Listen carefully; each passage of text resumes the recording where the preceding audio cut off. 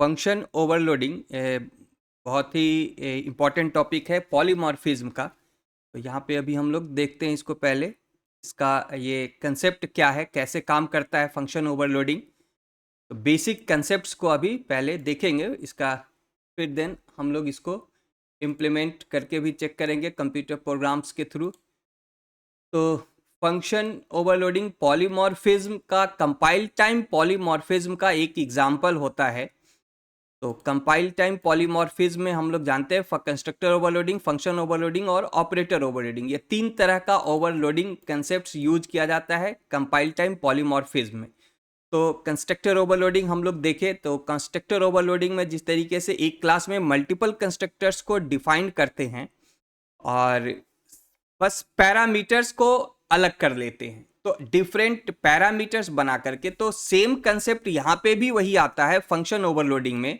हम एक से अधिक फंक्शंस को एक क्लास में डिफाइन करेंगे, यानी कि एक ही फंक्शन होगा, उसका नाम एक ही रहेगा, बट हर फंक्शन का पैरामीटर्स अलग करेंगे।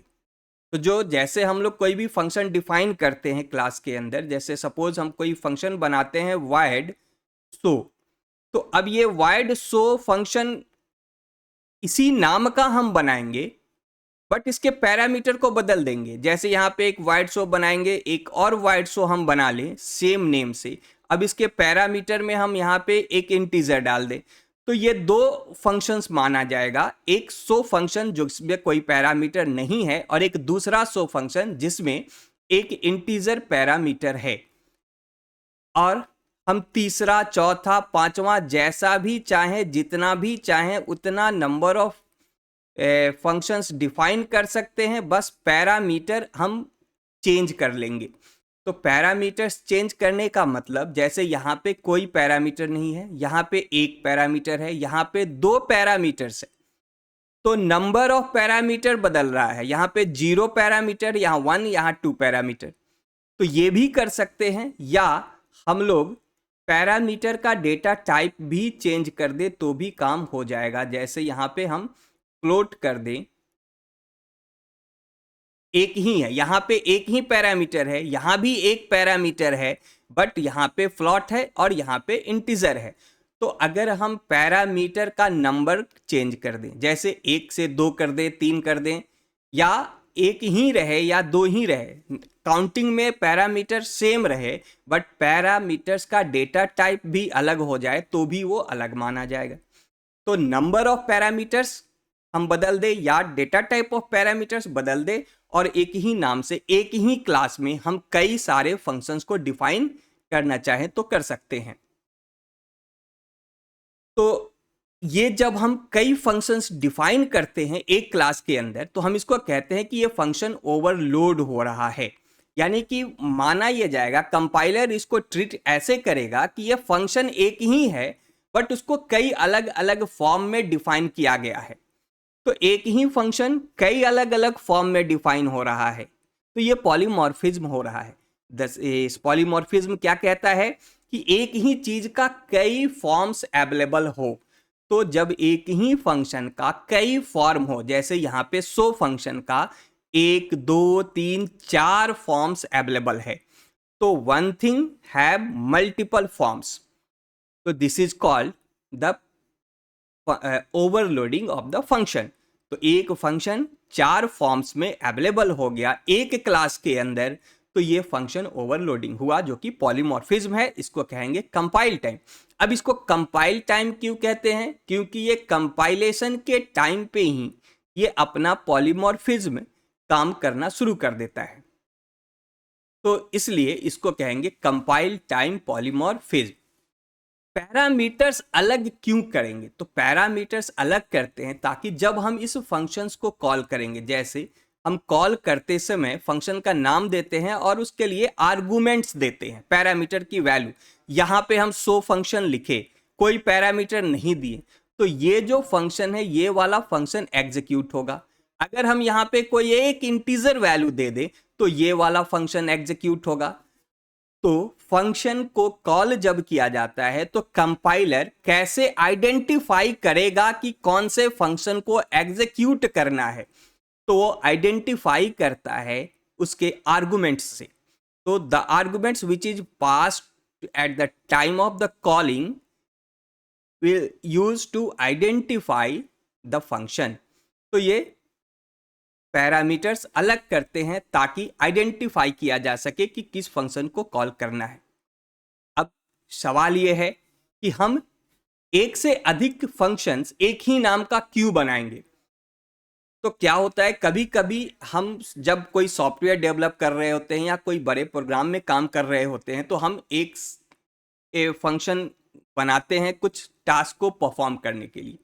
अब हो सकता है कि एक ही टास्क को हम कई तरह से परफॉर्म करना चाहें, अलग अलग तरीके से हम उसको परफॉर्म करना चाहें।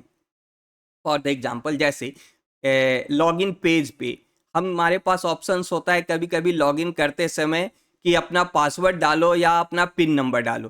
तो ये दो तरीके से लॉगिन ऑथेंटिकेट किया जा रहा है, लॉगिन को वेरीफाई किया जा रहा है कि यूजर सही यूजर है या गलत। तो या तो हम पासवर्ड दें या पिन दें। बैंकिंग के साइट पे आता है ना, हमारे पास दो ऑप्शन कि या तो पासवर्ड डालिए या पिन नंबर डालिए।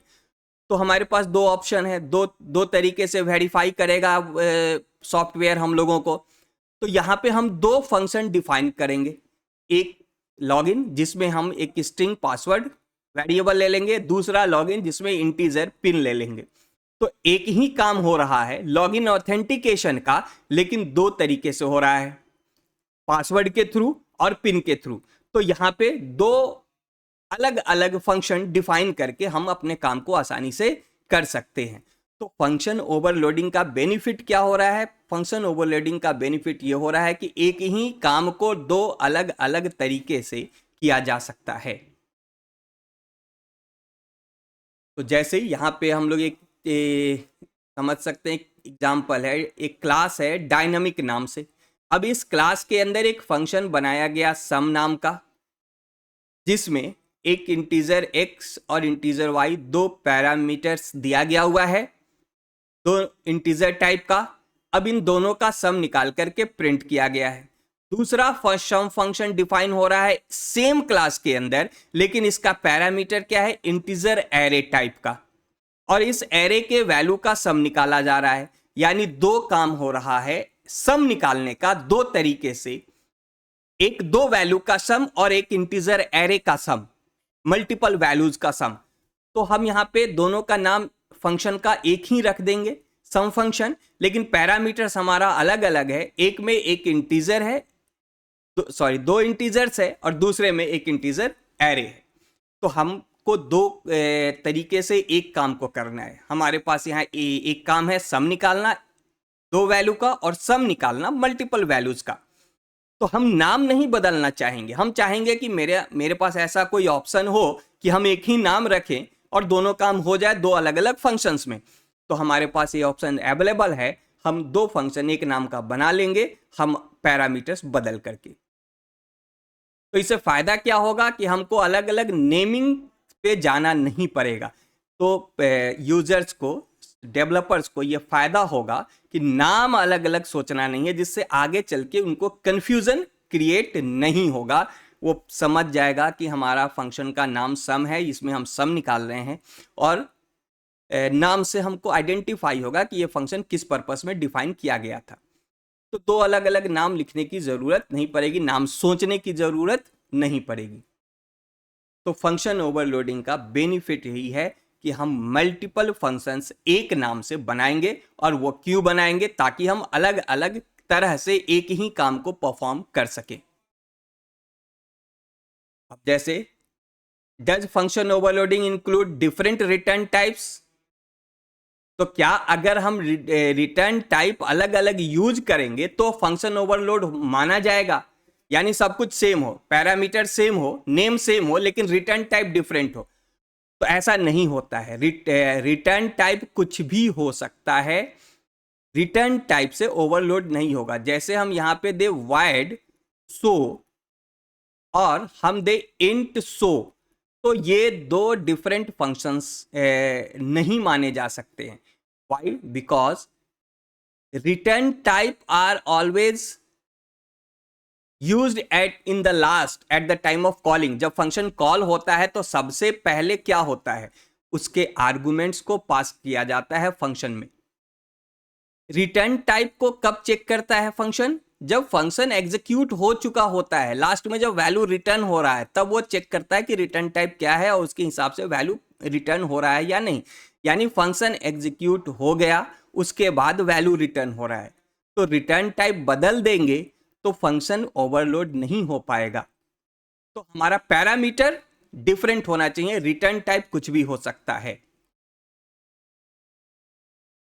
ठीक है, तो यहां पे सी,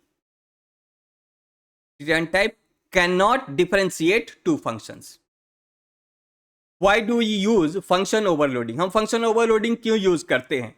To perform the same task with different methodologies. Same task को अलग अलग methodologies से perform करने के लिए हम लोग function overloading करते हैं।